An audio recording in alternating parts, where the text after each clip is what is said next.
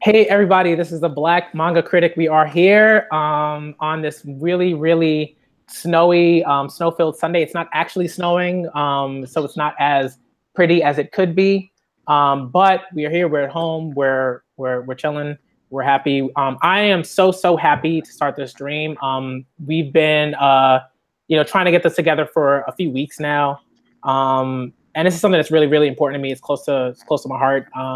Just because I feel like this needs to happen more often on YouTube, on Twitter, on blogs, everywhere. So this is something that I want to make sure happens more often. And I'm so happy to have two of my panelists here today. We were going to have more panels, but stuff happens, right? Life happens. So this is like, it's okay. Again, I'm the Black Manga Critic. This is was supposed to be the all-woman panel talking about anime and manga, but because we don't have as many panelists, right, women panelists on the panel, I'm going to join in, when I feel like I should, and I have like a really, so we can have a really fruitful discussion. And so quickly, just I want the two other panelists to introduce themselves, like if you could. Who wants to go first? All right, I'll go. Hi, everyone. I'm Morgana. I am sometimes known as the Manga Maven. I am the manga manager at Comicopia, which is a comic book shop in Boston. We boast the largest selection of manga in New England, so I have a very busy and complicated job. Yeah, that's me. Cool. Comicopia is a good name. Yeah, it's pretty good. Yeah, hi, I'm Alexandra. Most people should call me Zandra. I am at Zandra Vandra on Twitter and on pretty much everywhere else. I'm a game designer turned artist turned light novel author through a weird series of events. So right now, I've kind of like put games on the side and I'm mostly just making light novels, which is pretty awesome. And you can find me on Twitter mostly. I am always on Twitter, except when I'm sleeping, and when I'm sleeping because I say goodnight every night. Oh yeah, okay. I should probably mention my Twitter handle too. It's at Morgana Ralina, MORGANA RHALINA. Okay, cool. I'm so less active on Twitter, but excuse me. Okay, so basically, when this video is available outside of the sort of live streaming, I'm going to make sure that all of this information is in the description box. So, for folks who aren't, for people who aren't, going to be joining us for this live stream, you can always access all of that, like the Twitter channel, the Twitter pages, everything else. All that information will be available. And if you both want to put your information in the live chat, that's fine. But if you don't want to, that's also fine. Like I have no problem with that. Okay. So basically, I think most people that sort of view my channel kind of know a little bit about me. But if you're coming here for the first time, if you're coming here to support these two awesome, you people are amazing for coming to support. Thank you for that. And so a little bit about myself. Like I'm the Black Manga Critic. Y'all can call me Danny. I went to school, got my BA in English literature when I specialized in Victorian children's literature at Queens College in New York City. That was awesome. Like I read a lot of manga during that time, watched a lot of anime during that time. And now like I'm doing this YouTube channel because I feel like this is like a, just sort of a better sort of space where I can talk about these things. It's been really helpful for me in terms of like having these sort of conversations that I felt like I couldn't have even like throughout like my undergraduate career, just with friends, stuff like that. So feel free to come back to this channel if you want to see more of this type of content, and feel free to suggest other types of videos that you'd like me to put together. And feel free to again visit Morgana and Zandra's Twitter pages and all of their other, projects and stuff like that. And yeah, okay. So, okay. Now we got that out of the way. The first thing that I really want to get into, because I think that's always like it's always sort of like one of the best conversation starters, is just like your sort of introduction to you know, either or right, or both, like anime and manga. I think that's something that is always like really, really important. I think like if you just kind of, you know, cultivating certain like friendships and stuff like that with just like fans, with anime and manga fans. I mean, just like really, really close friendships in general. I think it's always great to know, you know, how people got into it, what you know, anime and manga were particularly impactful to them. And so, you know, I guess because Morgana went first in terms of sort of introduction and everything like that. Would you mind, Zandra, if you going first and talking about that? You sort of how you sure. sort of got, you know, it's kind of came into anime and manga, and maybe if you want to, and maybe we can also sort of talk about maybe like one or two titles. You can talk about more than that too if you want, but one or two titles that you felt like, wow, like when I was introduced to these particular things at the beginning of my anime / manga journey, like these were really, really important. Yeah, I basically like my earliest exposure to anime was on children's television, because we got a lot of French translated anime that like came in through France, since I grew up in Quebec City. And so I got to watch a lot of like Lady Oscar, Candy, what do you call it? What do you call it in English? Is it like Grandizer, Great Mazinger, something like that? Oh yeah, Mazinger. Mazinger, yeah. The French really like to rename everything. Yeah. So it was called like Goldorak in French. But that was my first exposure to that. And manga though, like surprise, surprise, like I started manga with Ranma 1/2. Yeah. Because hindsight is 2020. And like that was like I started like my first username on RSC was Ranma, and like 20 years later, I've like gotten to meet up with other folks I met in that channel, and oh, surprise, we're all girls. And who knew? Who knew? So yeah, like that. Like, yeah, like that was like a really like powerful introduction for me. Like basically, it hooked me with the concept of like the gender switching through ancient Chinese curse, because, but also just like really, really got into the characters, and it was just really, really interesting just to like see that story. And I guess it was also kind of like my introduction to martial arts in a weird way. And that eventually led to me learning some karate and stuff like that. But maybe that, and probably the other big one was Gunsmith Cats, were like my big influences. Back when I was like in early secondary school, and the school would send us like on trips to the US, like, okay, we're going to like, whole class is going to New York or to Boston. I would take my lunch, the food money that my parents gave me, and we'd eat practically nothing, and instead buy all the anime I could. Because we couldn't buy. Gotta maximize your dollar. Yeah. Oh yeah. We couldn't buy anime in Quebec City. Yeah. But in the States, it was possible. So I just like would grab everything I could, and like that was like the formative part, really, of my youth, and that, and also like some video games that had the same art style, kind of like led to me like really getting into art. And I've been pretty much drawing like with that, like generic anime style, manga style all my life, and just recently have started kind of like getting back into it. But that was like, that was a huge influence for me back when I was a kid. Cool. My story is probably similar to a lot of other young people in the United States.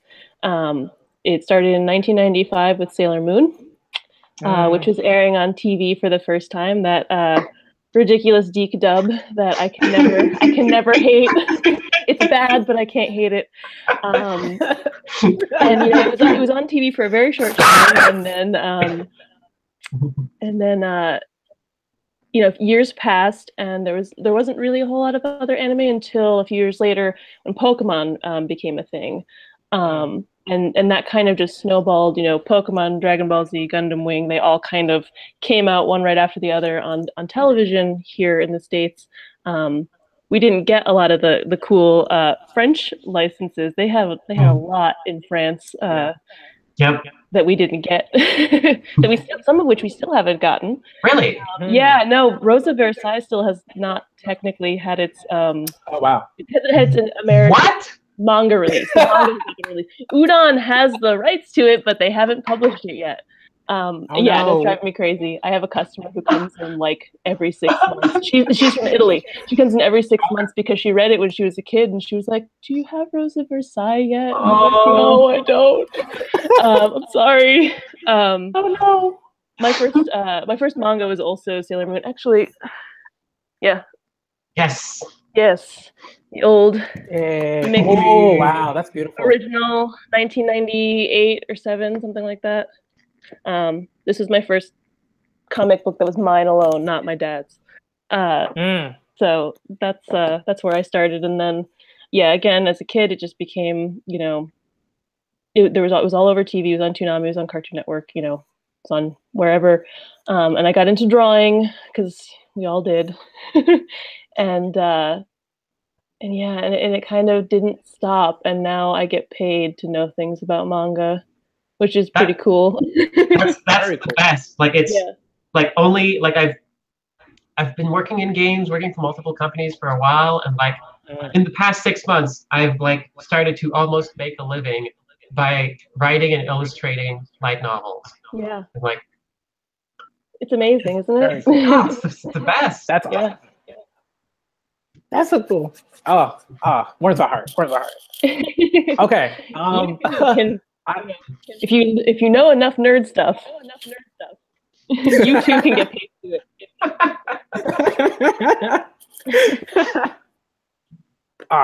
Okay. I guess I'll go in terms of sort of like stuff that was really influential. There was, I think for anime, I think definitely there were a couple. There was I would say Voltron, like the sort of like original like Voltron was really important for me. That anime adaptation. That was huge. Like it would be on like though I loved Voltron so much. And like that was awesome. I loved there was another one that was also sort of like a mecha kind of anime. It was called Escaflowne, I believe is what it was called. Oh my god. Yeah, Wade. I loved that. I remember renting that movie from Blockbuster when they did. Oh, Blockbuster. I miss Blockbuster.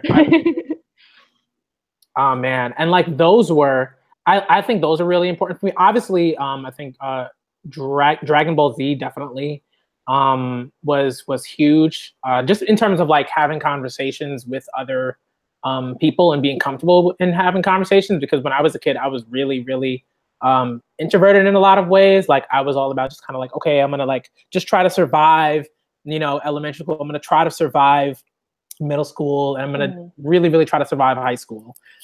So basically, like I think those three were really important in terms of anime, and also like Sailor Moon. I want to say Card Captors, not Card Captor Sakura, because Card Captors is a very different. The ridiculous stuff. Man, very different. They did us dirty with dubs in the 90s. Oh man. But like terrible. And my fiance is like probably the biggest Cardcaptor Sakura fan that I've ever met. And I've met some fans of Cardcaptor Sakura, but like she is like, whew, you know, she excited about really, the new. Oh yeah. Because she's like, it's just like, yes, excited, but she's also sort of like, please don't ruin for sure like Cardcaptor Sakura, my childhood joy. You know, so like I totally understand. Like I totally get that. Like I totally get that fear. My fiance is just like nodding on the other side of the room, just like, yep. Yeah, my girlfriend has just gotten into Cardcaptor Sakura, and that's all she talks about. So it's so good. I adore it. And then in terms of like manga, I think the first manga I think that I ever like read was a Pokemon manga. And like one of my, and it was just like really, really intense. Like I wasn't expecting how intense it would be, because I came from, the dub like Pokemon that was on, and like Kids WB in the mornings. And that was like my first foray into Pokemon. Thank you. And then I can't remember which manga it was. Like I feel horrible about it, but I think like when I was reading it, like they were in it was like a Saffron City arc, and like the protagonist was like going through like is it Sylph? Is that how you pronounce it? Yeah, Sylph. Yeah, the Sylph corporation, and they were like going through there, and like it was amazing. I was like, this is way better than this anime. Like, this is incredible. And I love that. And I think it was also really important to me because the first person that introduced me to manga was gay, but he wasn't out at the time. But I think most people knew, and that was really important because he was like one of my closest friends at the time. That was 8th grade. And I think like even at that point, I think I kind of had like questions, about my own sexuality and stuff like that. And I wasn't sure because, because I was like scared of the other guys that were, probably gonna like beat me into oblivion if I had come out. So I was like, nope, let me not do that. But I think that was also really, really, really important. Like that, it was weird. It was like sort of a curveball, I guess, like in terms of first like read manga, because a lot of people will, sort of cite, they'll cite like, the sort of bigger names and stuff. But yeah, well, it's interesting that you mention manga being linked to your understanding of your sexuality, because I really feel like that's true for a lot of people, and I think for myself as well. The concept of characters being gay was not something, or queer in any way was not something that was really a part of a lot of like US media at the time, or like I didn't think it was like, not that I didn't think it was allowed, but it didn't even occur to me. And then, I got really into Yu Yu Hakusho. I'm still really into Yu Yu Hakusho. And at some point, you're doodling around on the internet, and you're on some GeoCities fan site because it's 1999 or whatever year it was, and you see people putting these male characters in relationships with each other, and it kind of like turned something in my head where I was like, oh wait, that's possible. And even though I was mostly reading about male characters, and even though I was mostly, when I did start reading about gay characters, they were mostly men, it did make me realize that like straightness doesn't have to be the default, and I'm not, like, and there's that, it's like I'm there's more to explore, and it kind of allowed me to do that. And I think that that's something that maybe because anime and manga were different, from the other media I was exposed to, because they allowed themes that were that kind of, like in Ranma, like having that like controversial idea, or like what was considered controversial at the time of switching your gender back and forth. It kind of just introduced a lot of things that, I don't know, that was really important for me too. So I'm trying to think, like, because the sort of next question that I have, it's not like a super, like, I know it's not like the best transition, but I think what I want to also talk about is maybe like if we could sort of discuss a little bit about what if we have like a favorite, if we have a favorite manga series, and like why that is, like what goes into that connection, what goes into like that emotional investment in that series, like why is it the series that like both you love and you would suggest to other people. So who wants to start that? Like that is a super tall, or I'm someone who has trouble like picking favorites. Yeah. Like I'm an avid player of video games. I've been like developing games for 20 years. I cannot tell you what my favorite game is. I am incapable. There's too many. And same with it's very hard. Yeah, there's like so many. And also, especially when it comes to recommending, like I will usually do the thing like, okay, I know you, here all, okay, you probably would fit better with this. But there's a bunch that like have like had a big influence. Like Ranma, What Half was great for when I was growing up. I'm not sure I would recommend it now, even though it's kind of like it's campy, it's fun, but there's like other stuff, and there's really, it depends. Like there's really interesting stuff right now that's been like very, very interesting. Like there's this hold on, I think I have it here.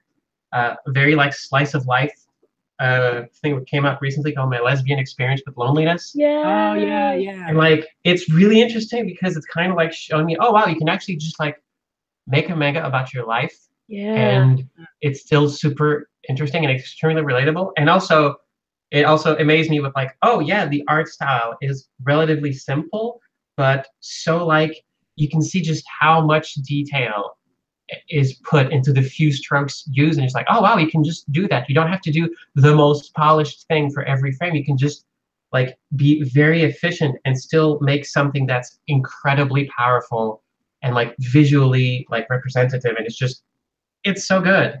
It's like taught me a lot as someone who also like makes content. It's great, and it's usually like something I will unabashedly like recommend to adults. Yeah, mostly. I love recommending that one at work too. And one thing I've been, because like starting out reading Ranma also like got me to over the years, and especially recently because I've kind of like after coming out and like after maybe like a year or so, I kind of started tentatively diving back into trashy gender bender manga. And because it turns out it's way better reading it after you come out, because it's no longer about like intense wish fulfillment and wanting to lose yourself in it. It's just like reading about these characters and going, heck yeah, you go get it, you do that. Yeah. And there's like there's some like really interesting stuff there that's like, if you like weeding out all the extremely problematic stuff, there's which is plenty. Most of it is there. There's like really, really cool stuff there. I need to like, I'm mostly reading, like I haven't been super up to date with store stuff. Most of what I read, I just like check out some scanlations because that's usually what gets how I can gain access to it. But there's like and one of my LGBTQ friends or any questioning friends, I would usually recommend stuff. Like there's one that's just been like so powerful. It's called let's see, She Shouldn't Keep Bitter Change, which is really like starts out as this very typical like wacky gender bender stuff, or like, oh, it's two like primary school students who like fall down some stairs or whatever, and oh no, like the boy and the girl switch bodies.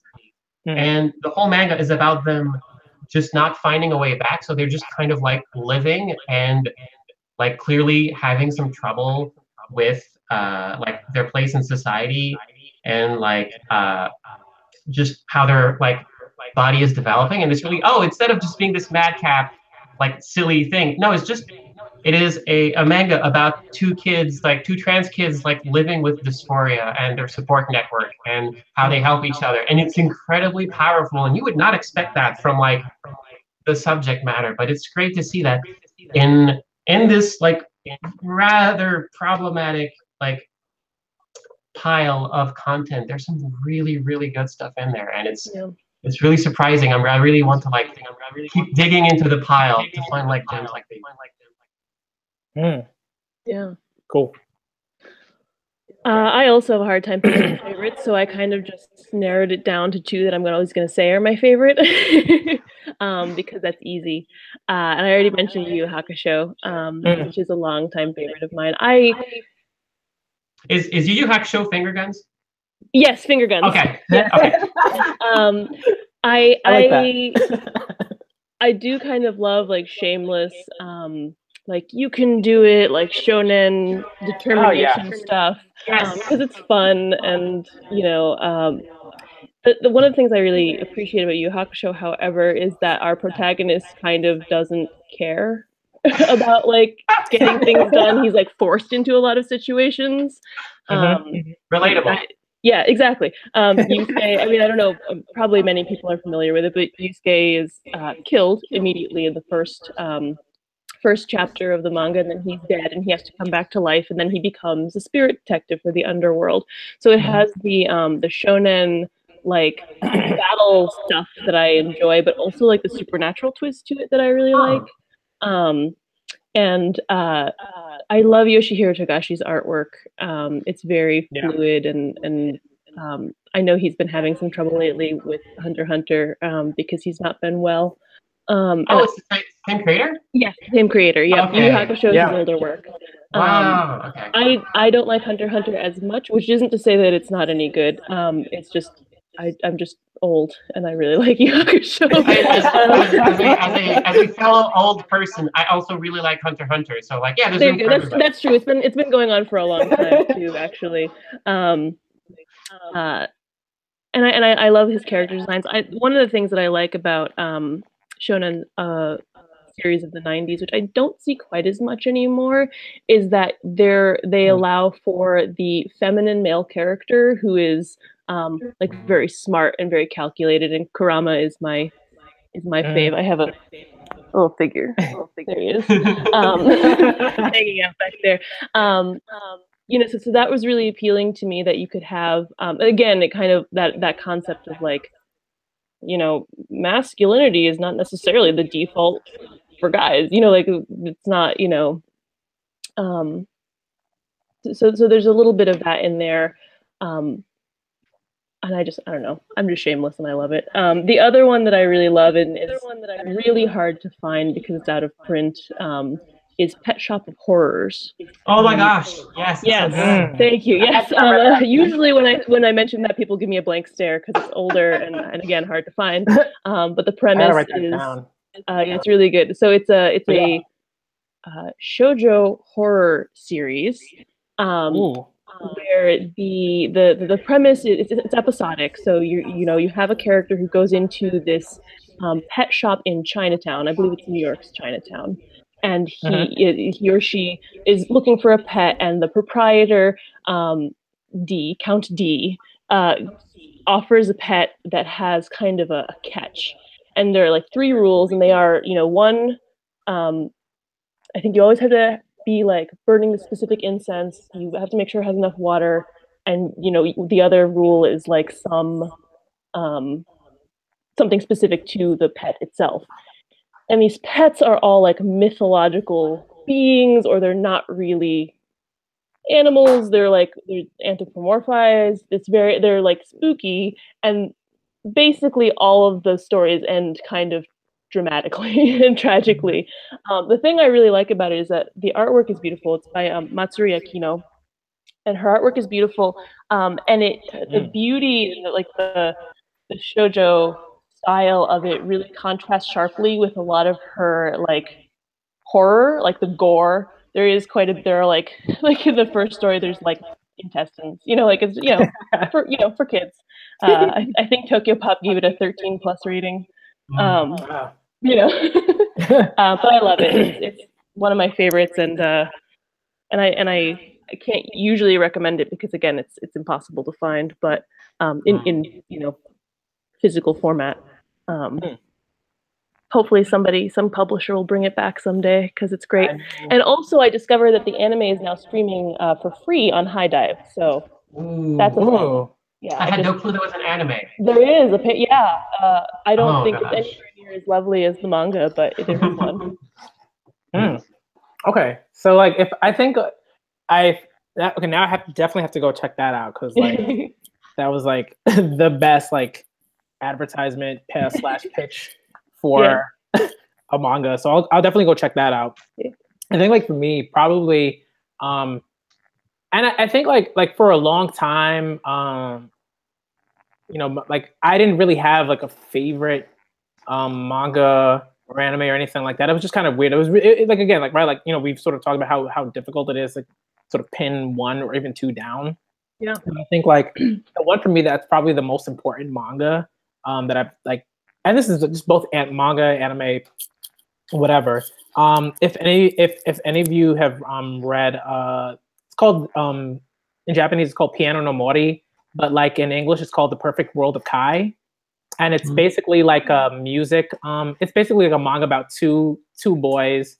One boy who lives like in the red light district of Japan, and like the other is like, you know, privileged, you know, rich. Like is born into a family where they, you know, basically like pound the piano into him and everything like that. And the other kid, so the two main characters, right? One is Kai is the character who is basically like, you know, in the red light district of Japan. His mother is a sex worker, basically. But he has this like ridiculous gift for playing the piano, right? He's just like kind of in the vein of like a Mozart, I guess, like in that sense, in terms of his like skill and stuff. Like he's just like that level. And Amamiya is like the technical, like, right, he's kind of like the Solieri to Mozart in a sense. It's like that's kind of what you kind of see there. And like he's also very good, but it's like there's something like missing, I guess. Like he just kind of like when you compare, like more mechanical, almost like he's like he's just very technical, and like it's clear that like he's had more training and everything like that because he's had the resources and all of that. So like you sort of watch them from like grade school, you know, and like you just watch them from grade school to like adulthood, and like it's awesome because I think one thing that was important for me to learn was like that I could have like really, really close friendships with guys, but I also think that like it just did some really interesting things. Like there are just moments that are just like LGBTQIA in nature, and like that really sort of like informed my own sort of like forming of my identity and everything like that. And I love that series. I loved it to death. Like Kai is like one of my favorite characters out of anything. That sounds great. Like, such a joy. He just like, and I think the art is also really awesome because like when Kai just kind of comes into the page and he starts playing the piano, it's like, you know, it's just like awesome. If any of you watch or read Nodame, Cantabile. Oh, Cantabile. Yeah, I've heard of it. I haven't read it yet.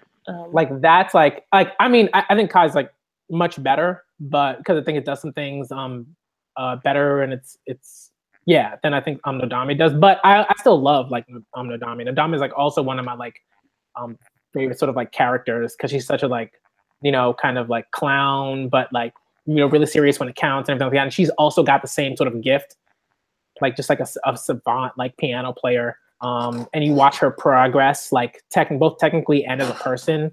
But yeah, that would be like my favorite. It formed a lot of like my own identity now.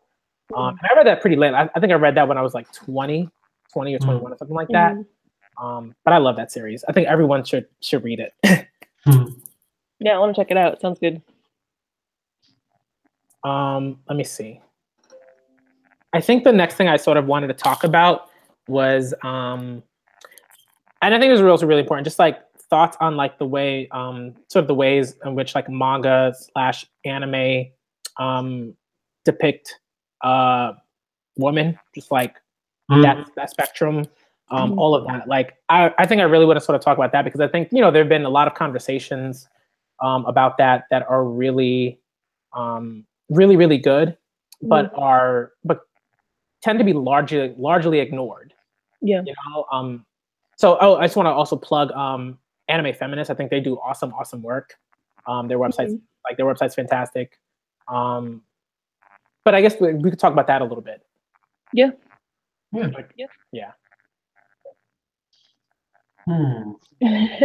Yeah. I mean, and you know, feel free to go wherever you want. Free for all. Like, yeah. It's like media, not always great.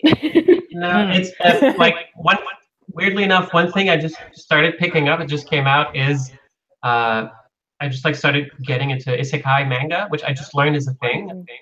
Unless I mix it up. It's the one where you have like the protagonist who like is immediately whisked off to a fantasy world, and then it's like the subject is like half of my light novels, but also there's this one recently called like So I'm a Spider, So What? Yes. Which is the typically like, oh, person whisked off to a fantasy world, except it's like a lady character, and she like gets reincarnated as like a spider monster. Yes. Like a low-level spider monster in a dungeon.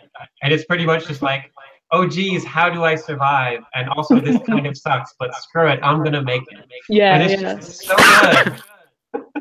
Yeah, no, that I don't particularly. I don't read a lot of isekai stuff or like it that much myself, like in my personal taste. But that I was like, I need to see what this is about. I just need to know. And I read the first volume of the manga. There's a novel too. I did not have the patience for reading a whole novel, I think, at this point. But it was just it was really like I really appreciate it. Not only she's like a low level like video game monster. And you know that I think is I guess in some ways so women and girls are not always represented well in anime and manga, but anime and manga is more likely to give strange parts to women and girls that you wouldn't see in the West, I think. Like things like strange monster girl or like you know, or like even the protagonist of some action you know, series. And those can be voyeuristic, certainly, stuff like Ghost in the Shell and things like that. But I don't want to give anybody too much credit, right, for like putting women in an action series as a you know, but it's something that I think did draw me in initially to a lot of anime as a kid, that I, you know, before I started thinking about you know, sexism more actively, you know, as opposed to like, oh, this guy makes me feel weird, I don't like him. You know, I think there was definitely like, oh, there are actually women in this stuff and they're actually doing things that are interesting. That said, there's also a lot of like, gosh, my little sister's really hot stuff going on. So, you know, which is in my mind, the worst. Yeah, stuff. no, it's like, no, yeah, and especially like having taking a dive into like a lot of like gender bender manga, like trans women, really hard to find good representation in manga. Yeah, it's tricky. And like the one you mentioned, I'm really excited about because I talked about earlier. The Bride of the Boy. Yes, because that is like first person account of like the experience of a trans woman. And cool, yep, that's great. But it's so rare to see that like done well by people who are not trans women themselves. Yeah. A while ago, and it's no longer in print, Fantagraphics was printing Wandering Sun. Yeah. Unfortunately, there's some licensing issues, and they're not printing the rest of it, and we no longer carry it in the store.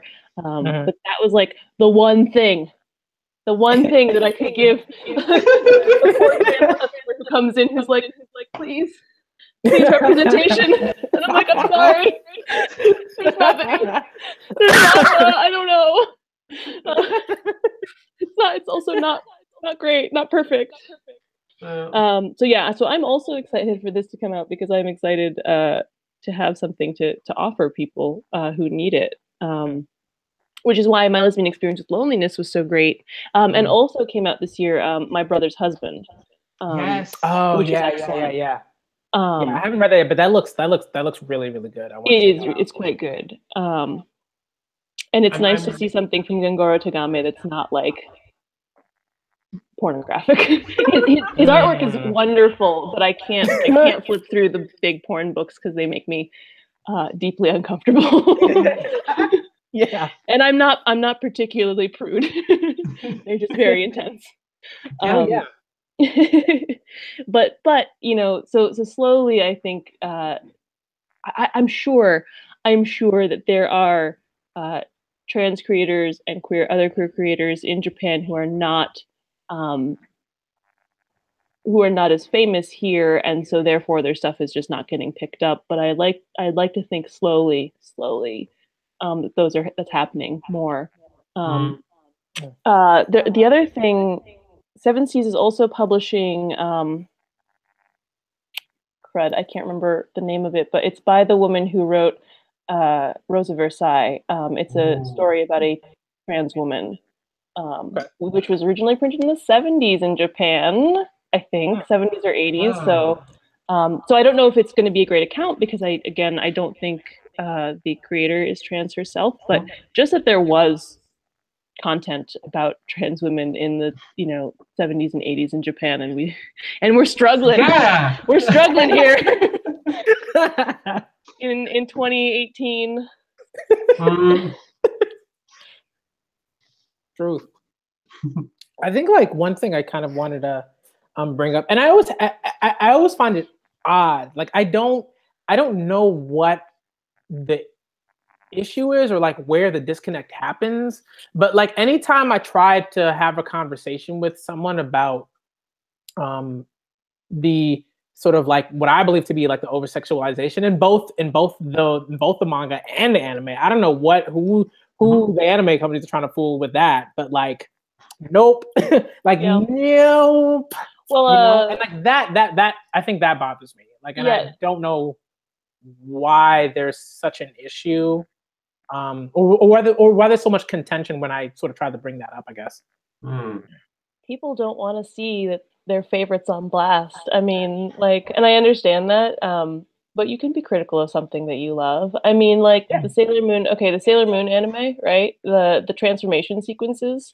That's not a thing that Naoko Takeuchi did in the manga. That's something that the male animators did after the fact, and she has said that.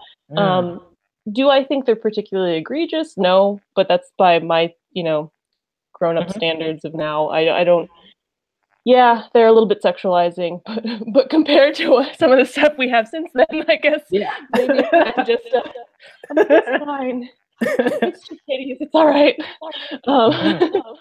But no, but it's true. I think people don't like I think people think that the media they consume has to be this pure thing, and nothing is like that, like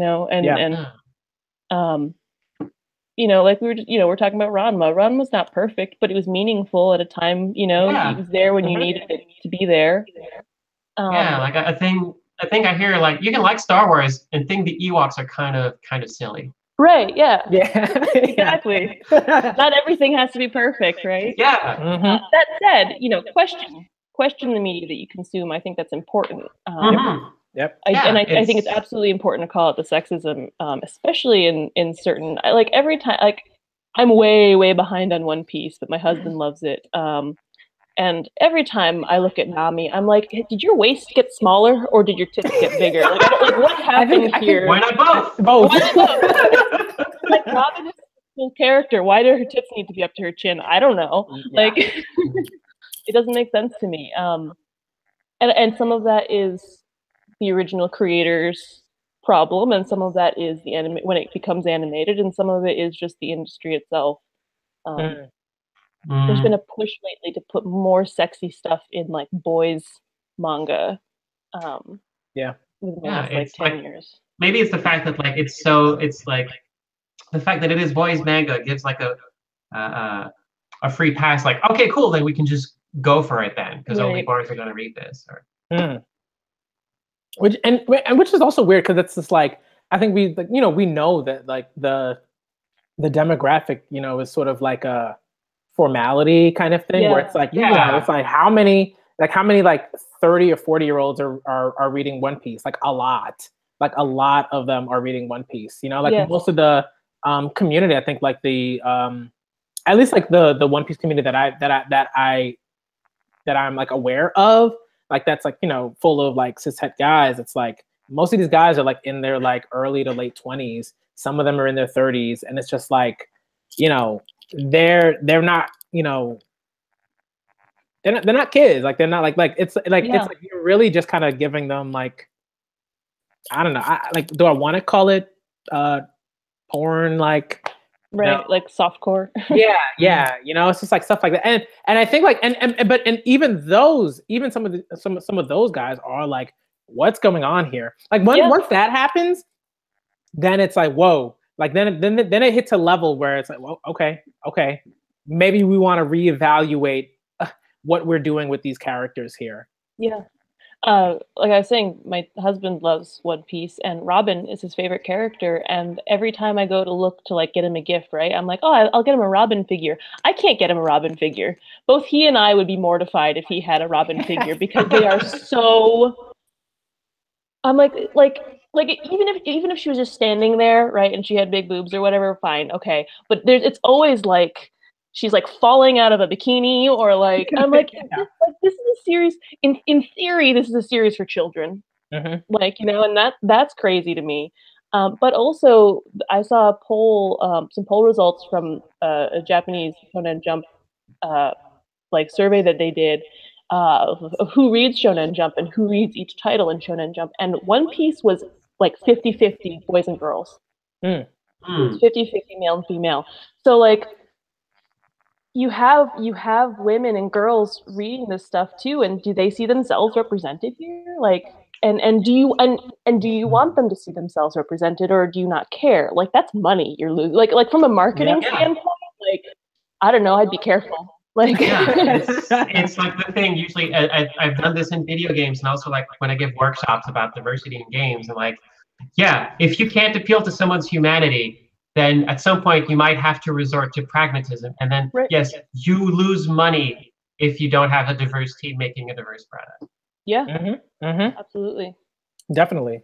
And I guess like something that I've had a lot, like quite a few conversations about this, and I remember like thinking like, man, like I might need to like legitimately like start a YouTube channel so I can talk about these things, because I was going through manga reviewers sort of just like comment section, and like someone you know complained about Emma from The Promised Neverland, and was just like, have both of you familiar with I haven't read it yet, but I have a vague idea.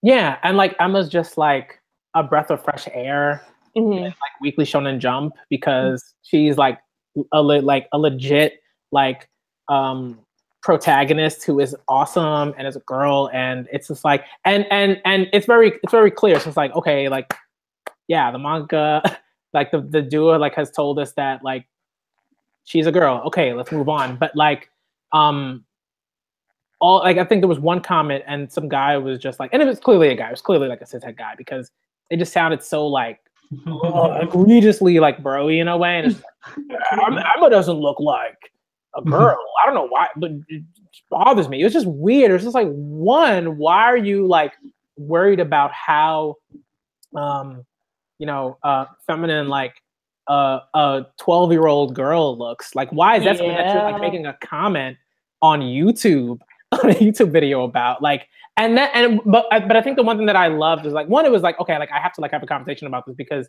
one, I love this series. Two, Emma's one of my favorite like protagonists ever. And three, like I feel like, you know, there just needs to be more of like a conversation about those types of things that happen like on YouTube, relating to like the depictions of like girls and women in manga and anime. It's just like ridiculous. It was like a stunning comment. But what I loved was that there was just like an onslaught of people that were just like, okay, guy, you leave. Like, go away. This isn't for you. Like, obviously, you know, that's the other thing is like, if you don't like it, just go away. Like, I don't like, you know, like just go away. It's like hard enough to like get like published and attention like in the current system. Like, thankfully it's getting better because of like just how easy it's getting to like make stuff and distribute stuff, but there's still a lot of barriers to it. But yeah, it's like I'm glad that there's like some pushback to encourage like folks who like break out in the industry to like have more of that. I think like and this is kind of like the third question. We've been streaming for a bit, which is good. Okay, and the time doesn't really matter to me, but like I think like yeah, like let's get to the last sort of question, and this can sort of be and you know, regardless of, well, no, like I kind of just want to ask, like, you know, talking about just kind of like the anime manga community in general, and what are some of like just like your general thoughts on that? You don't have to get into like super specifics or anything like that.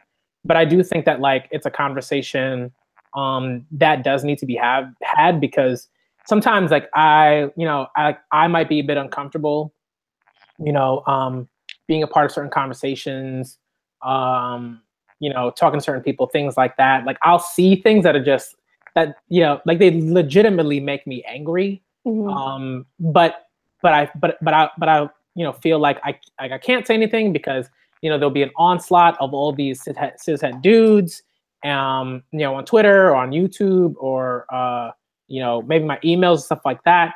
It's I think just like to sort of start the sort of conversation off, I guess, like I think that there are pretty intense problems that need to be dealt with and need to be discussed more publicly.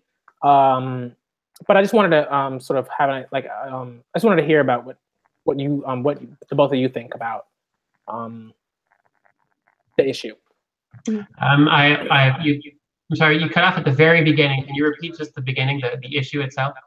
Oh, just like the anime manga sort of like community, like both on like Twitter, YouTube, generally online on the internet.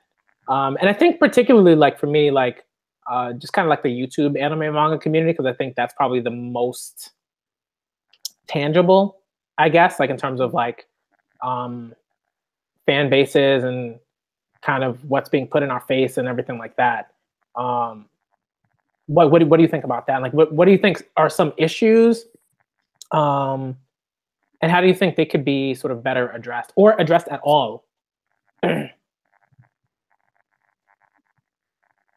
like I said, like if you're not comfortable, talking about it, that's fine. Like, I mean, we can talk about something else. No problem.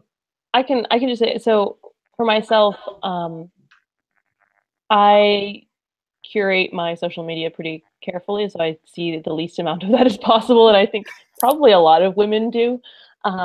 That being said, I do see it sometimes. I follow like Anime News Network, and I see weird comments on like articles and things like that, or like weird, stuff on Twitter or on Tumblr. And I think part of the reason I'm not really more in the community as of right now, I think is partially because of my age. And I'm 27, right? I'll be 28 this year. I'm not that old, but there's a big difference, I think, between the kind of anime and manga I've consumed and I'm interested in consuming and what I know about it and what a lot of the community knows or is interested in, because in general, they tend to be younger.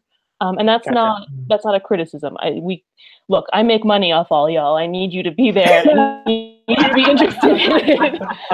No, and it's also interesting as the person who is the authority on manga at work. When we do conventions and stuff like that, like we do Anime Boston, and I am the point person if somebody has a question. So typically, in person, when I deal with fans, they listen to me.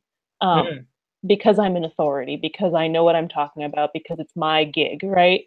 Yeah. And so I don't know if they have the benefit of anonymity on the internet, if they would treat me that way, if they would show me that kind of respect, or if it would be much more inflammatory. And I will say, a lot of the comments I see young people making are not so different from things that I would have said or people I know would have said when I was. I think part of it is a little bit of youth and hubris. And I think also, I never was threatening people and, saying stupidly sexist things, but like, there was a point in my life where, I don't like this female character because she's just whiny and you're like, no, Morgana, back it up. Like, that's not cool. Like, like you don't like her because she's a female character because that's what you've been told. You shouldn't like her. Not that there aren't legitimate reasons to dislike characters regardless of their gender, but like I think that part of it is a little bit of herd mentality and being cool and getting along with other people. And part of it, I think, is it can be very serious and problematic. I feel like that word gets tossed around a lot. Yeah. Like inflammatory, like actually legitimately bad, because I think if these people don't, if these people are in an echo chamber that we can create for ourselves on social media, they're never going to be told, hey, that's not cool. You know? Yeah. So that's kind of where I'm at. But also why I just tell them, just listen to me, I know what I'm talking about. Sometimes you just gotta be happy. No, definitely. Zandra, do you have anything you'd like to add? I'm not super active in those circles because I'm like, it's only been like 6 months that I've really gotten into this whole thing. But Gotcha. mostly like a lot of this echoes what I've seen in the video game community.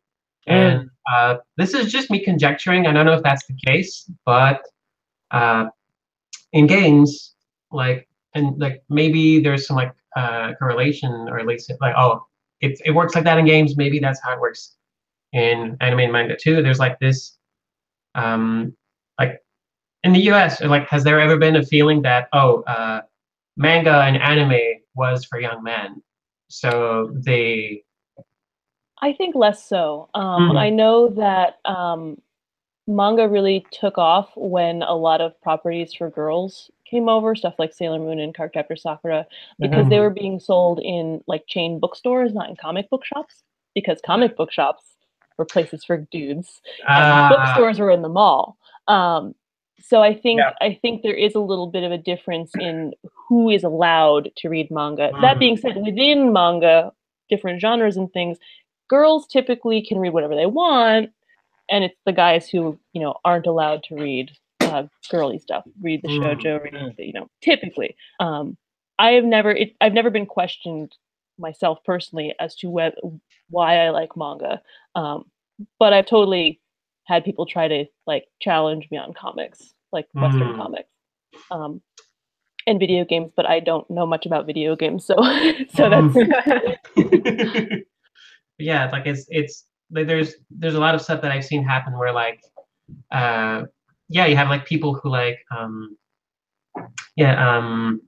forget how you said it, but something about like their people will defend like their favorite things, and it's I also curate my social media a lot, so that like my Twitter timeline very LGBTQ. And like trusted friends, and mostly, so I do get to see some fallout because I'm just like open, and like my account is like gets shown around sometimes, but mostly it's like I make sure to keep like to stay in a place where I'm not going to be like hurt or attacked. So and basically also like I tend to hang out in like specific circles. Like most of the light novels I make are like very much like by a trans person for trans people or for questioning people, and so that sort of thing. Like I write a lot of gender feels, and that tends to be my audience, and people like communicate. So it's really just like it's wonderful that like my little neck of the woods is mostly people who are like just want to like are very much into feeling things and like learning more about stuff and just like being open to each other, and that's great. And I am reluctant to go much beyond that because I know how bad it's been, especially like in games and stuff.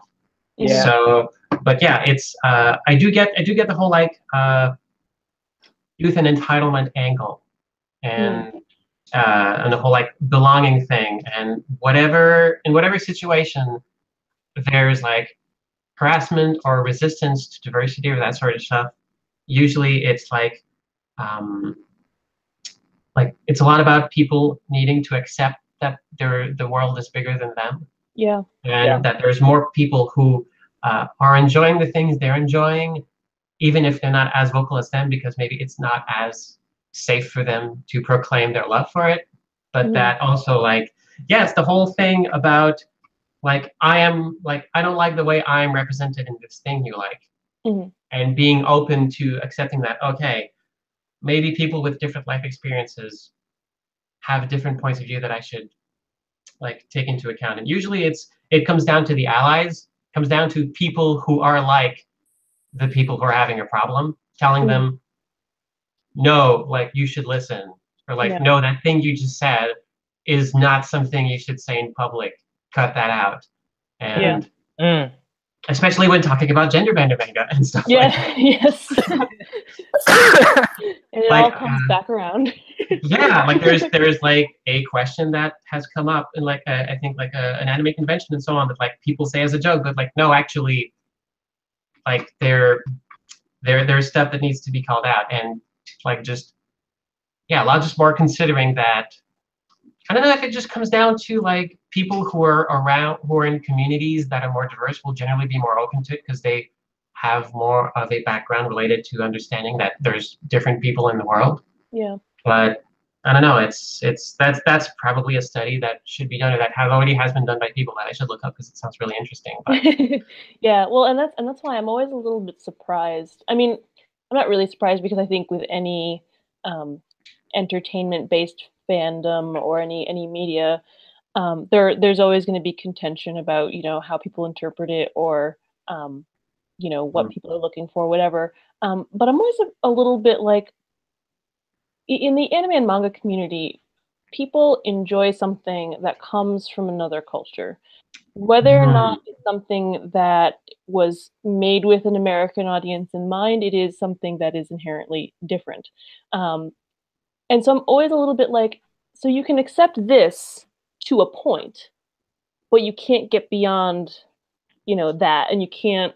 And I'm always surprised too, like, and this shows just in like, in terms of sales, like any manga that we have that is like very deeply entrenched in Japanese culture doesn't sell very well. Those are the ones that don't sell very well, which I am always like, but that's like, to me, ancient, long time old otaku, like that's interesting, like that's interesting to me because like it's not just the manga that I like. I mean, I love it. It's like my life, but I'm interested in where it comes from. And I think, there's a certain amount of like, we can take this thing and make it ours. And we don't have to listen to outside influences, and we don't have to think about other people, or, like you were saying, like you have to open your mind. There's more people out there than just, you and, or the types of people that you are, types of person that you are. So like, yeah, I think that's it's a strange blind spot to me.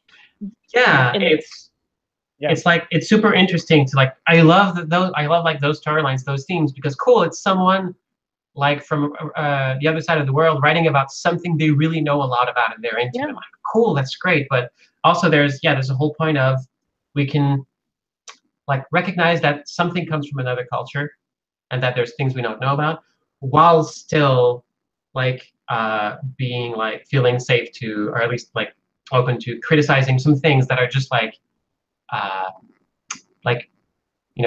rights and decency stuff that shouldn't change. Like, oh no, it's okay to like treat this like these marginalized people badly over there in their culture. Like, no, that is not something that gets a pass. Yeah, and then also like, do you really know that's true, or did you like decide that that's just a cultural aspect? Do you actually know anything about that for real, or you're like, oh well, it's those those other people do things like that, and so the easy out, so that I don't have to change anything about the way I talk or react or treat things, and now I can just get to stay this way, and now I feel better about it too. Yeah. Agreed. That was awesome. Yeah.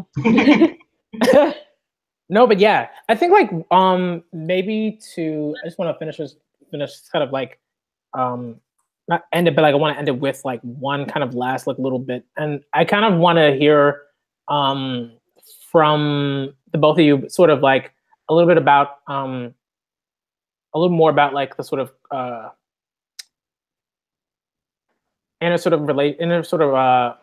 connections between like among like video games, comics, stuff like that, because I'm into, I love both of those things.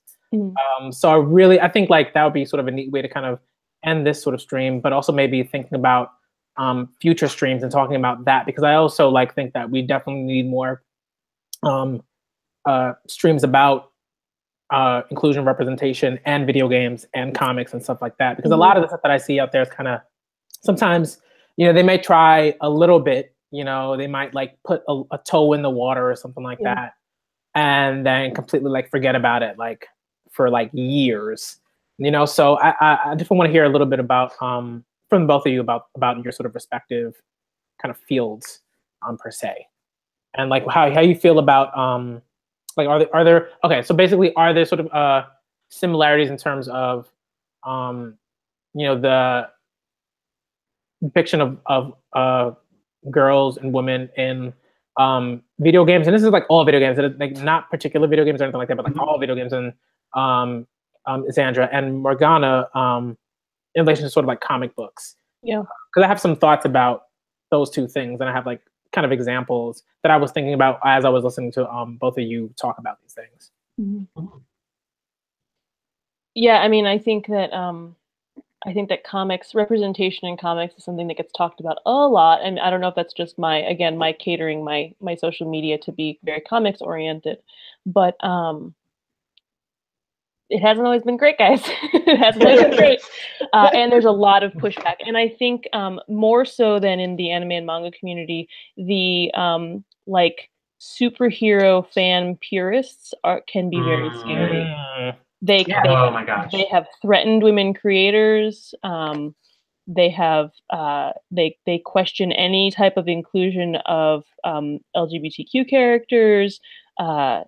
Any like, just it's very scary. It's very scary, and you know, I know some women comics creators who work for, you know, big companies who have been threatened and who have to like live that life and go to cons knowing that there are people out there who do not like them and who wish them harm.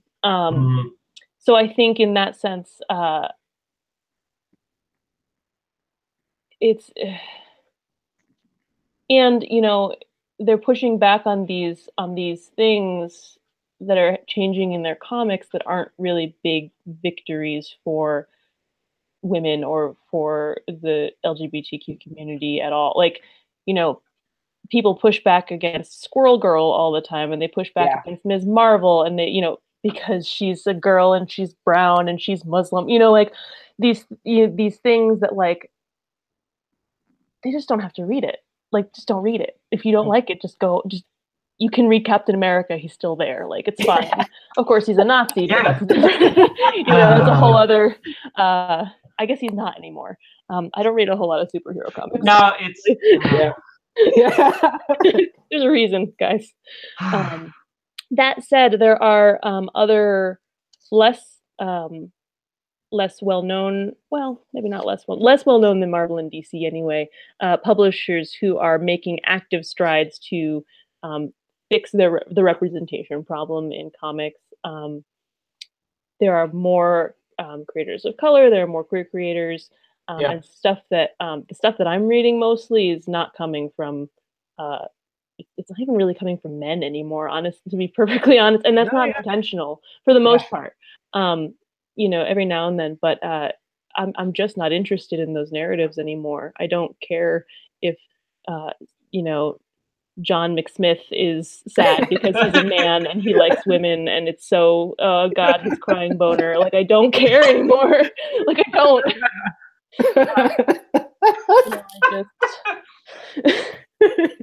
I can't be bothered. Not when there's a huge diversity of other stuff, and frankly, not when I've got manga to read. Like, let's be real. You know. Yeah. And I think like I think that's something that happened like to me when I really like actively started like reading comics and like buying trades and stuff like that. As opposed to like going over to like, you know, a friend's house and because they had comics, and I just kind of like, you know, quickly like look at something that they had, like an X-Men comic or something like that, or trade or whatever. But like I just slowly found myself like moving, the more like I realized that I wanted to see, you know, more like inclusive stories, more representative stories, and diverse stories in that sense. Like, the more I said, you know what, I'm not really interested in like reading a Marvel comic or a DC comic or something like that, unless like it's doing something really, really interesting. Like, that's not like, okay, like, you know, guy has existential crisis about like his life, and then has to beat massive alien creature to like deal with existential crisis, and then let's move on to the next story where we do the same thing. I was just like, like I love space operas, not because of that, but because of like the other interesting stuff. Right. You know, so then like that's, I mean, that's when I started just like jumping into like some Image Comics, IDW, Boom, stuff like that. Like, they're doing really interesting stuff. And even just like web comics and stuff like that. Like, I think there are a lot, like stuff like that is really, really underrated. Oh, shouts out to T. Franklin, who's coming out with Bingo Love.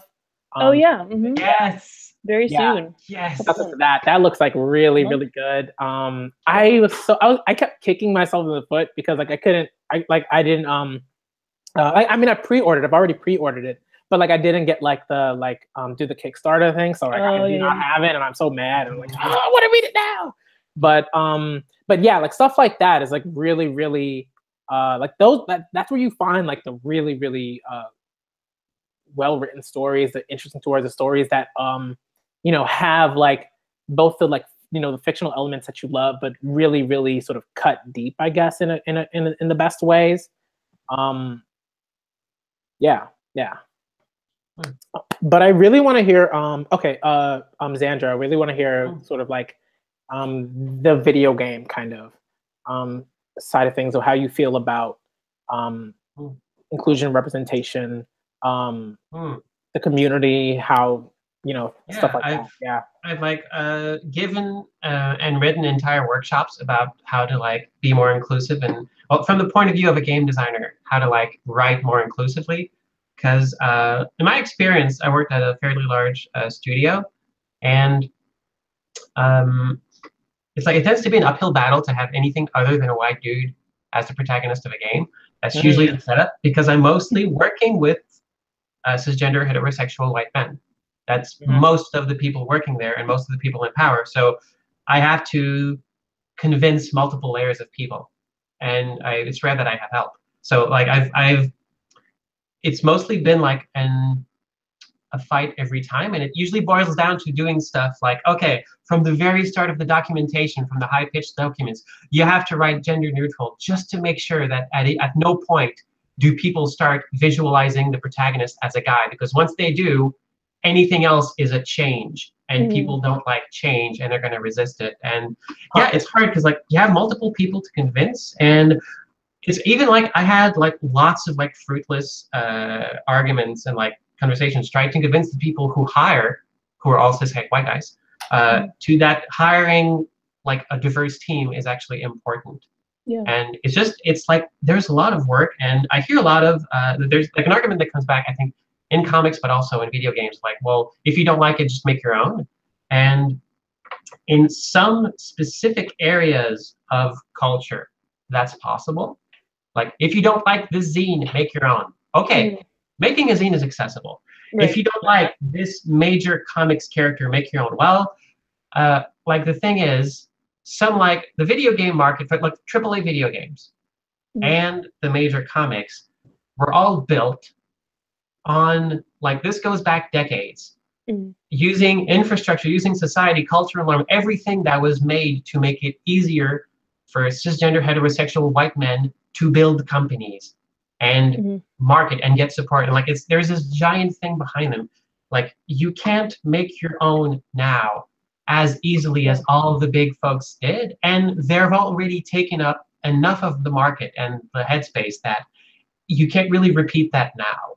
So like making Thor a lady, making Captain America black, all these, like, yes, these are like course corrections that is important to do, because like there's so many white guys in like superhero comics, just as an example, that you can't just add more. There's just no infrastructure there that can like works it. So yeah, changing some existing ones, especially when you have properties that are like that. This name is a title that is passed on from person to person. Cool, you already have like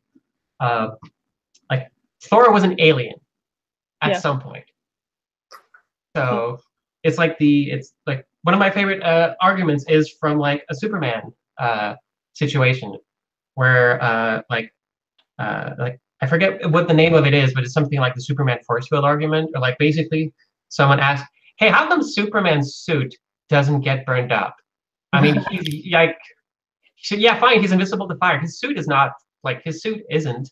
And like someone's, I think at that time, before I think they figured out something else, they said, "Oh, well, one of his superpowers is to have a 1 millimeter thick force field around his skin. So that's why his skin tight suit is fine." And Pan said like, no, that doesn't make sense. And the creator said, "You already accepted that an alien from another planet gets superpowers and can fly because of the sun.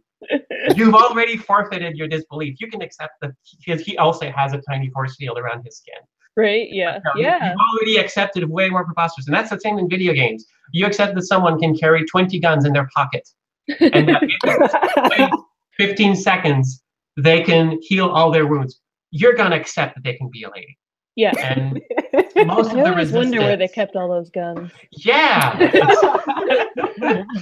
like a trench coat or a... the world's biggest trench coat. Right? Yeah, it's and most of the time like resistance comes from like there's resistance to the community. There's also a lot of resistance from the top because people don't like change and they're afraid, and also they don't like making things that don't look like them. On some level. So there's a lot of resistance to it, but it's great to see the indie market everywhere opening up and becoming more accessible and making things becoming like it's so easy to make games now.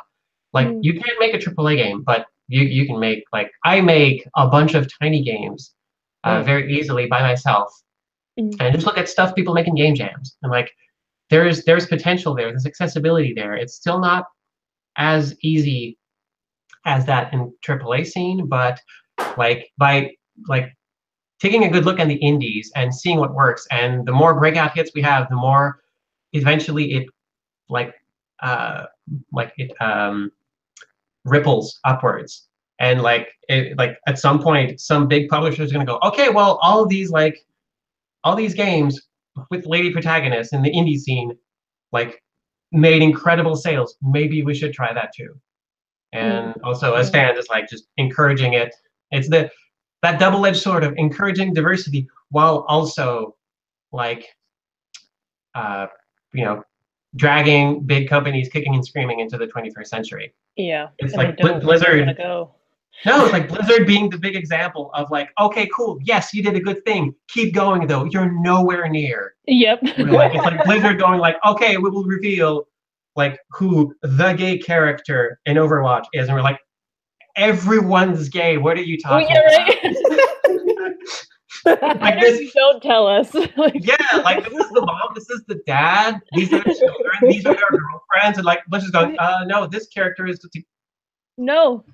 We've already worked out. Yeah. So yeah, it's like the gay character. Yeah, it's mostly like it's something I try to do, and it's like just keeping an open mind and recognizing that people have different experiences, and that all these experiences and all these backgrounds kind of like intersect and interact, and that like even as a marginalized creator, there's like everyone has blind spots. Oh yeah. And it's good to like pay attention and listen to folks who tell you about stories that are their own and that maybe you shouldn't be telling. And also something I do say a lot in video game circles, and I believe should also apply in comic circles because that makes sense, is like if you like you will reach a bigger audience if you have a diverse team, and if you tell like this, if you have a more diverse like pool of characters, and if you have a diverse pool of characters, like if you have diversity in your content, the stories should come from diverse creators. Yeah. And if you don't have them in your team, hire them. And if you say, well, the team's already full, well, there's diversity consultants who are very affordable, will work with you, and it's a secret way to maybe get you to hire them later full time if you really like working with them.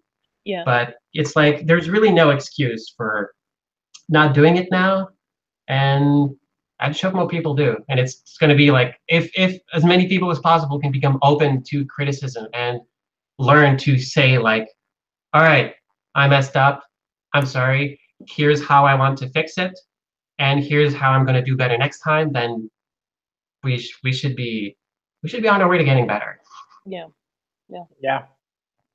Okay. Whew.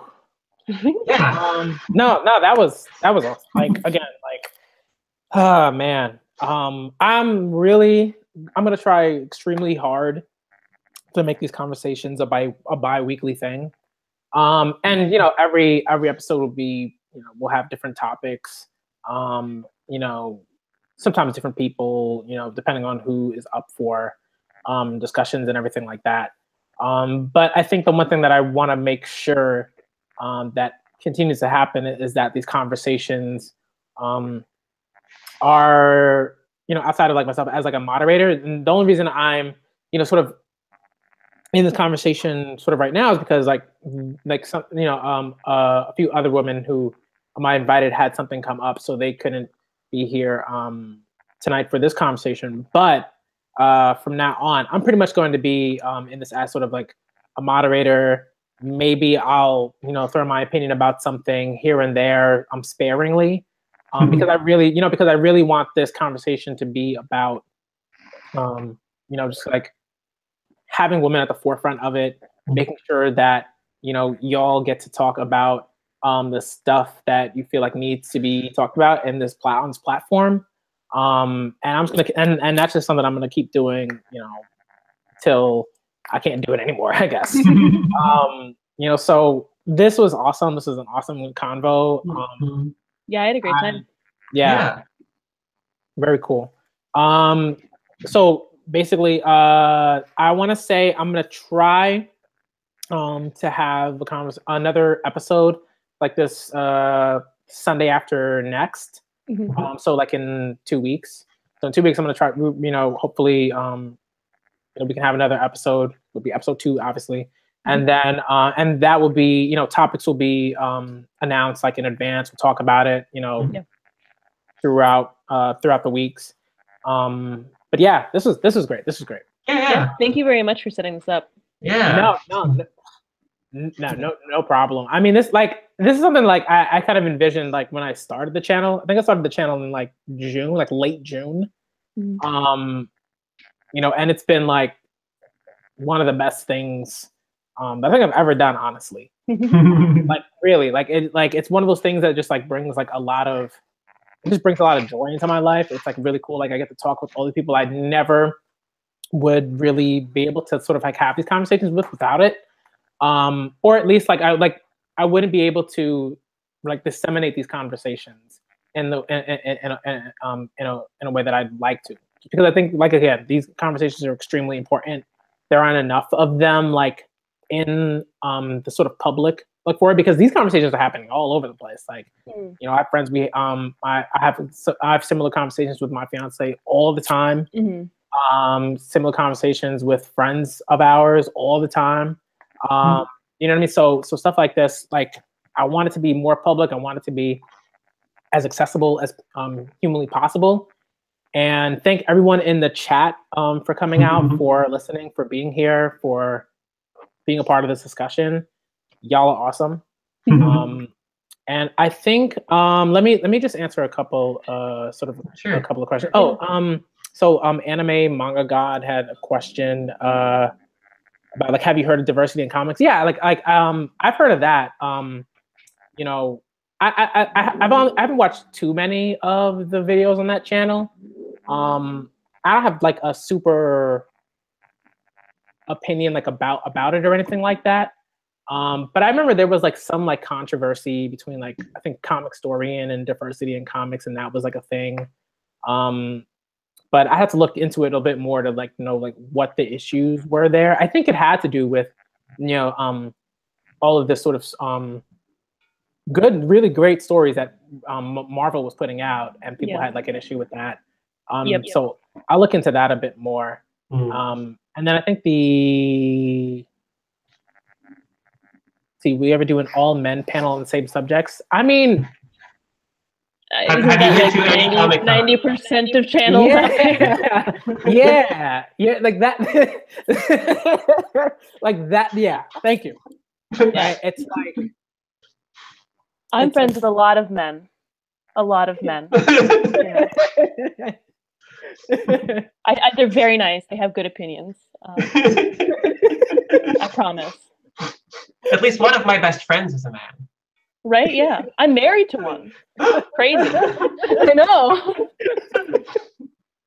But it's like, it's just like, it's not something like this is a thing. Like this is already right. Like anime manga, like this is already happening. There are tons of channels that do this. That you can probably find conversations all over Facebook groups, Twitter chats, or what is it called when like it's like a Twitter sort of like a Twitter feed where people will have like a discussion. Twitter thread. Yeah, like a Twitter thread or something like that, and like like that's all over. Like if you need to find an all like men like conversation, like this is not hard. They are all over the place. History book. Yeah. We even made fun of it on Brooklyn Nine-Nine. What is it? So that's kind of that's how I'm gonna answer, and that's how we're gonna answer that question. But like, I'm just gonna look through very quickly and see some other things that I don't want to get to. Let's see. I think we're good. I mean, like I think Shuganma like is one of those people that I've definitely I'm Shuganma. If you're still there, you are one of those like Shuganma is one of those people that has been really great about sort of giving me suggestions for manga and stuff like that. Like I just started reading Yona of the Dawn, and I love it. And it's something that like I really wanted to do for a long time, just like to like I've read like some like shoujo manga, but definitely not enough. I definitely haven't read enough josei manga. There's not a ton to pick from, unfortunately. Not officially licensed anyway. Yeah. So it's tough. But like doing that has been really, really helpful. Like, and it also because like I'm a huge like romance person. Like I love romance stories. Like, I would say I read like tons of romance novels for a while. I read a lot of Victorian novels, and most of those are like basically like romance novels. Yeah. So like, I love that stuff. So Yona of the Dawn is like right up my alley because it's like awesome. This super badass. Like Yona's badass. I love her, and like, and I love romance like stories. Like that's like one of my like. I wouldn't even. I used to call it a guilty pleasure, but now I don't care. Like I'm just like people. I love. Yeah. No, don't be guilty about it. I love 2018. Let's embrace the things we like genuinely. Yes. But I think like I'm gonna end the stream here. What happened? Can I plug my stuff? Yeah. Okay. All right, go ahead. And if you want to plug your stuff like in the chat, please do. And then once I end the stream, like after the stream, you can like send me like all that information, and I'll put it on the video that'll be posted on YouTube, basically, like so that other people that come to the channel and watch the video can like find your information and everything. And I'll also try to like retweet stuff too some point today. Cool. Yeah, it's like real quick. I'll just like put my if folks want to reach me, like I'm always on Twitter. If folks want to like just see the stuff I'm making, they can find me on Patreon at patreon.com/ZandraVandra. I'm also on Itch. I'm going to put a link to my Itch in the chat. And basically, like I've just started making like novels this year, but I'm already like starting up some sort of like assembly chain. Because like, it turns out like getting ideas is not a problem. And the people can like get my my first book, which is if you've played a popular Switch ink-based shooter, you might be familiar with it. It's actually it's like I didn't know. I learned after the time it is turns out an isekai light novel. It's called I Asked for Squid Maids, but I never thought I'd become one. And I was like, but I didn't know I'd become one. It's basically it's like 64 pages of gender feels and squids and maids because some of my friends were like drawing in the like little postcards you can draw like when are we getting maid costumes because I'm part of maid Twitter. And I decided to make like one of them like just as a fake light novel cover because I was making fake light novel covers as a goof at the time, and Nintendo took it down because they said no, you can't advertise your book in the game. Ooh. And I said like no, it's not a book. I'm just making fake covers. It's fine. I'll prove you right. Now. So I wrote the book, and now I just write these. And now like I just my second one was just published. It's called My Friends and I Were Granted 3 Wishes by a Cat Goddess, and I swear I got distracted when my turn came around. It's a cat girl book.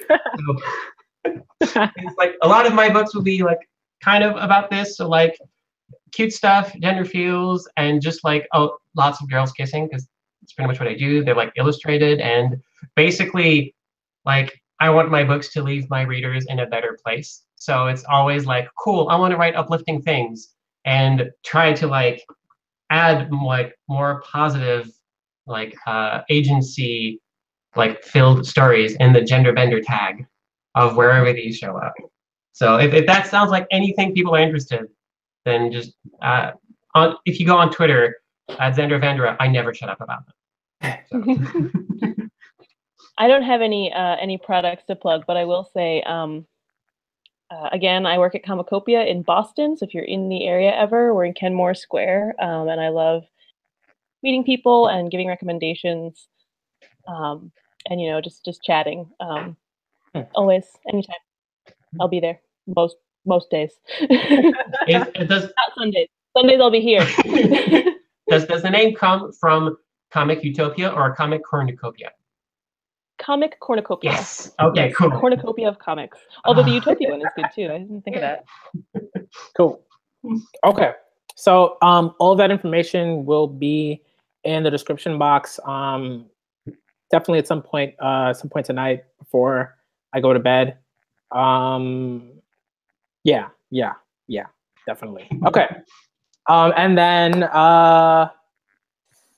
yeah, and also just like everybody that was in chat, tell everybody, you know, retweet, do all of the like advertising things that are awesome, so that more people are aware of this. Because I want it to be bi-weekly. I want to make sure that I get as many people who want to be a part of this involved as possible, right? So that's like that's a big goal of mine. So if I can just have like consistent bi-weekly videos and live streams where we're just, you know, where we have just like women talking about all of this stuff, and it you know, some it might not necessarily be, you know, related to anime and manga. It could also be related to it could be, you know, it could be video games one week, comics the other week, stuff like that. So I think we'll figure it out. It's gonna be good, and thank you all for coming through. This was awesome. And I am gonna end the stream because like it is here. It's like 6:30. Yeah.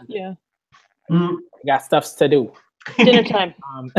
All right, food. Yes. Yes, please. Okay. So I'm the Black Manga Critic, y'all, and I am out. Bye. Bye.